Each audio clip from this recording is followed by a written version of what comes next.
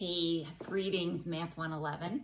This is section 8.2, and I wanted to start by talking about our new t-chart. So the t-chart, it's just simply a different distribution. So I believe I sent this to you. It is posted under the syllabus tab on Canvas, and it indicates under that syllabus tab, there's all kinds of resources. It says t-chart. So instead of it being the Z or the normal distribution, it's the T. And for this chapter, for chapter 8, we are only using this third row here. Whoops, I have a touch screen. Down the left-hand side is the degrees of freedom. And I think I sent a link for that also, or it's posted in Canvas. If you want to know more about degrees of freedom, that's really outside the scope of this class, but interesting reading. Down this left side is degrees of freedom. What you need to know is you take n and you divide and you subtract 1. So n minus 1, and you're welcome to draw a little arrow in there and indicate that that's n minus 1. But that little df you see there, that's the degrees of freedom. And then this third row that's green in the green area, that's the one we're going to use. You see the little c, that's a confidence interval. Out in the middle are my t values. So this chart is essentially flipped inside out from the z chart. So the t chart is flipped inside out. My probabilities are at the top and my t values are out in the middle. So we'll practice using that today. Let's flip over to our PowerPoint. So again, we're in section 8.2 and we're continuing on that same path that we started on in section 8.1, where we look at, we have an unknown mu. We don't know mu. And in this case, we don't know sigma, which actually makes way more sense. And so instead of sigma, we have S. So instead of my population standard deviation, I have my sample standard deviation. My mu is my mean of my population that I don't know and I would like to estimate. So that's why this section is called estimation. So we have X bar, which is the mean of some sample. So in order to get an idea of where we want to go, we use this mean of the sample and the standard deviation of the sample. Of course, the sample is just that, a random sample. So there could be a variety of samples that are available. So we're going to try to estimate mu when sigma is unknown. And we will use that same confidence interval. Let's write that word down. So confidence interval, which is X bar minus my error is less than or equal to mu, which is less than or equal to X bar plus my error. And the good news is this formula looks really similar to the one we learned in section 8.1. The formula for E, this is exactly the same formula, the confidence interval, but the formula for E looks really similar. So that's the good news, is that we'll do that. So we have this student's T distribution. Now the interesting thing is where that name came from. There was a gentleman by the name of Gossett. So in 1908, Mr. Gossett was a statistician employed by the Guinness Brewing Company. And he had done some research. You may not have thought about the fact that a brewing company would need statistical help, or that perhaps that long ago you would have had some sort of statistical information. So from Mr. Gossett came up with this research, but they weren't allowed to publish it. So different companies have different rules about what you can publish and what you can claim. But he wanted to share this information with everybody. So he used a pseudonym or a pen name and called it Student.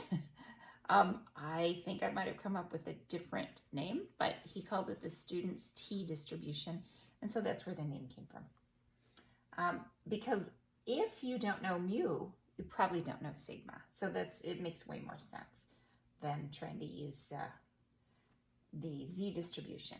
So our T formula, again, looks a lot like our Z. T is equal to X bar minus mu over S divided by the square root of n.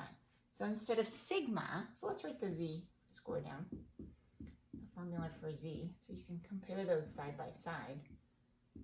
Sigma over the square root of n. So we have x bar minus mu divided by s divided by the square root of n. And in the case of the z, it's x bar minus mu is sigma over the square root of n. So again, it's that difference. I'm going to try to do this a little light. There we go. That might help a little bit. It's that difference between knowing sigma, the standard deviation, and not knowing it, and having to estimate it based on a sample. All right. The shape of this looks really similar. Let me write down degrees of freedom. So again, our degrees of freedom, that's that column on the left-hand side of your T-chart. The degrees of freedom is n-1. So I'm going to pick this up because this does a nice job of explaining how the difference. So if you look, the pink line is our normal distribution. The other two lines have to do with the T distribution, and you'll see it indicates that it has different degrees of freedom. So I have degrees of freedom of 6 is the, let's see, that looks like that's the blue, or no, degrees of freedom of 5, that's the blue line. The 3 is the black line.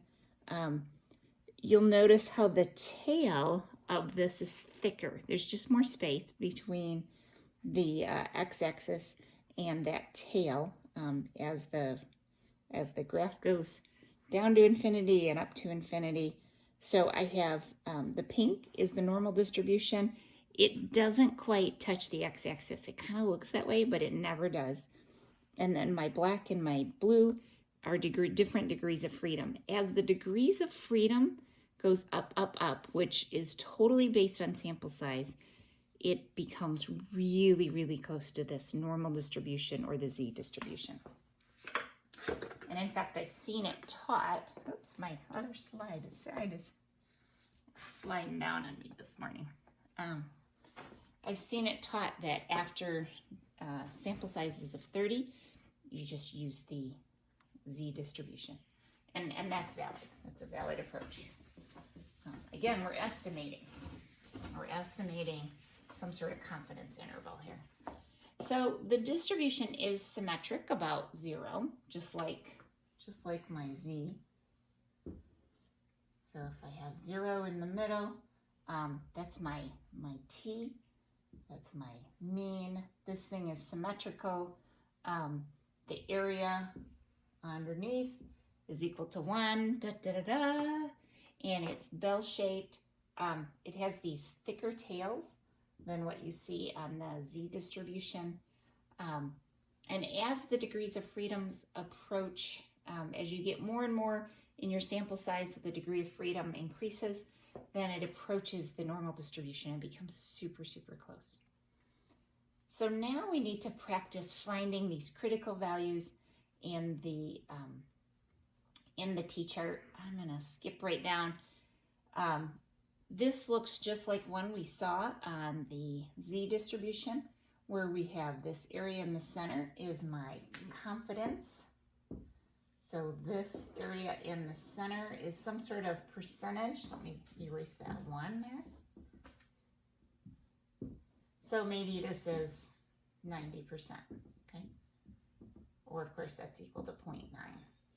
So perhaps that's this area in the center. I would have some sort of critical value. And again, the chart does the math for us, so we don't have to do that problem like the one in chapter 7 where you got to find this. What is the z values? And let's jump right here. So I don't know if you can see this very good. This is a sample of my T-chart. Let's say I have a sample size of 5, and so my degrees of freedom would be 4, and it says a critical value, a 99% confidence. So here's my 99. So I come across the row that starts with 4 until I find the 0.99, and I find that the value is 3.7 something. I am going to, let's see what that was, 3.747. I want to flip over to our chart because I always want you to learn to read it or get a chance to look at it in the whole chart. So again, this degrees of freedom column, come down to the 4, read across until I find the 0.99. And note there's a 0.99 and a 0.999 and 0.98. You just got to grab the right column. So I'm going to come across the 4 and I have 0.99. Oh, I must have grabbed the wrong one on the other page. It is 4.604. So you find your degrees of freedom, which is n-1. Read over until you get in the right column. And we're only using this third row in the green. It starts with the little c. That's the only one we're using for this chapter. Don't worry, we'll learn about the other one in another. Yep, sure enough, I read that wrong. Sorry. My eyes are not focusing very well. So if I come across to the 0.99, sure enough, it's the 4.604. Okay. And then this slide, we are on slide 18, walks us through how to do that, but we just did that. We're good. So finding confidence intervals for mu when sigma is unknown. So again, the purpose of doing this estimation is finding my actual mu. So this is my real mean for the whole population. And I use X bar, which is a point estimate. So I take a sample and I say, well, I think this is pretty close to what's going on, but let's find an interval.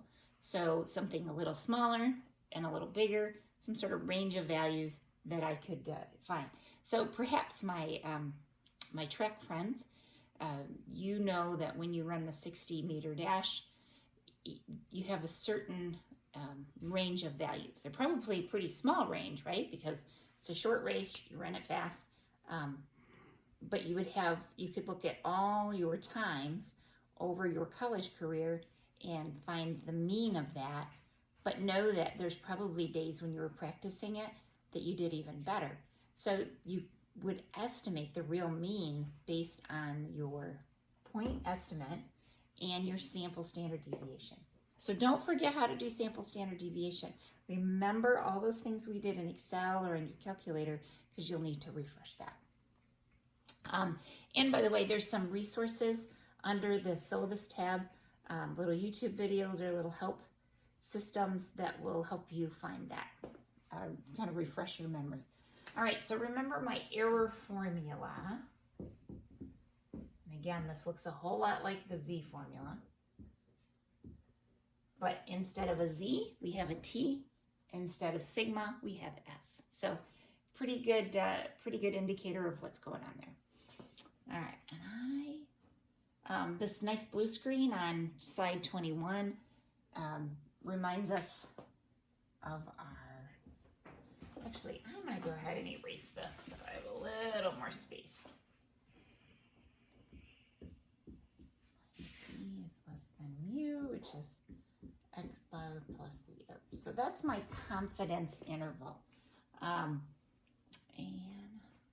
so suppose an archaeologist discovers 7 fossil skeletons, and I'm on slide 21 right now, from a previously unknown species of miniature horses. We want to, they reconstruct them, take a look and find out that these 7 miniature horses have a shoulder height. Now, I don't know a lot about horses, but I guess that's how you measure them, is you look at their shoulder height, and that's how you measure. So we have these values for shoulder heights. For this sample data, the mean, so again, remember how we do mean and standard deviation, is 46.14, and the sample standard deviation is 1.19. Okay. So now I have almost all my values. I still need a T sub C value. So how many values? There's 1, 2, 3, 4, 5, 6, 7. So n is equal to 7. If n is 7, my degrees of freedom is 7 minus 1, which is 6. So I have all the information I need to go look this. Oh, a 99% confidence interval. So 99%. That's my confidence interval. And it said, check the requirements. Do we know that it's a random sample, and it said that the extra distribution is assumed normal. Anything that happens in nature is typically a normal distribution. And since sigma is unknown, it's appropriate to use this student's t distribution. All right, so the extra distribution is assumed, we already wrote all that down. So my error, using my t sub c, let's go look this up. So we have 99% confident, my degrees of freedom is 6. So let's go over to our handy dandy t-chart and see if we can't. So if my degrees of freedom is 6, let's bring this over. If my degrees of freedom is 6, so that's the first row in the pink area, and I want to come to 99%, then I have that 3.707. So 3.707 is my t-value. All right. So let's go back to our PowerPoint. Make it look pretty again. And they tell us that, yep, sure enough, it's 3.707. But I wanted you to practice looking that up. So my error is the t sub c times s. So error, my t sub c is the 3.707. My standard deviation, my sample standard deviation is 1.19. And there's 7 numbers in my sample. Now, here is a great place to make a mistake. So warning, warning, warning. This is n. The denominator here is n. Degrees of freedom is n minus 1. It's really easy. You've just done degrees of freedom to grab the wrong number for n. So just remember that can cause you a little hiccup there. So when I do that calculation, I find that the error is 1.67. I'm going to clear some space here. 1.67. Oops. So I had an x bar of, I erased my number and I couldn't remember it, 46.14 minus 1.67 is less than mu, which is less than 46.14 plus 1.67. So I find that her times are 44.5 less than mu, which is less than 47.8. So that's the range of values that she would have as she ran. Let's see, we ought to have, or no, sorry, we're talking about the miniature horses. So the archaeologist can be 99% confident that the interval from 44.5 centimeters to 47.8 centimeters is an interval that contains the population mean for the shoulder height of this species of miniature horses. All right, so just a summary, I'm on slide 27 by now. A summary that we have x bar minus error and x bar plus the error that gives us the lower bound and the upper bound. So you'll probably see that in your homework. This is the lower bound and this is the upper. And again, when we talk about a range of values, what we're saying with these little horses is we don't know exactly, right? These things are extinct. We don't know what this is. Somewhere between the 44.5 and the 47.8 centimeters is where the actual mean is. So scientists, archaeologists use these kind of ranges to indicate what might have happened and, how much did this horse eat and how would it, where does it go in the food chain and, how fast did they run? So they speculate those things based on that information. All right. How do I know whether I use Z or T. Okay, so there's the $1 million question. So if on page 29 or on slide 29, and this is in your book as well, there is, you look at the problem statement, is sigma known or unknown? And it'll tell you that. If it's known, then you're going to use Z. If it's unknown, you're going to use T. And I have no problem with you putting that on your formula sheet, indicating that, you know, on one side, this is what it is, and if it's unknown, I use T. And in fact, on your formula sheet, it says some things that kind of point you in that direction. All right, I'm going to stop there. You guys have a great day.